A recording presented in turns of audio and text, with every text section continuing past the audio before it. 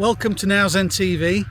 Here we are in Bavaria, in particular Schwangau, where on our right we've got Neuschwanstein Castle in the Alps, and it's looking beautiful. The light's looking really nice at the moment, so I'm going to photograph it. I'm using the 90mm lens. It's the f2 Apo, but I'm going to use it on f8, and we're shooting about 800th of a second at f8 at ISO 50, so nice and sharp, no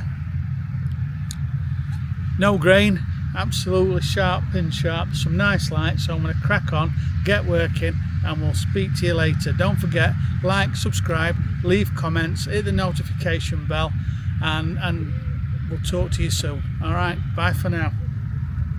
So what I'm doing now is just getting down low, using the fauna flora to cover the vehicles and people, getting a nice perspective of the church, Colman Church, with the Alps in the background.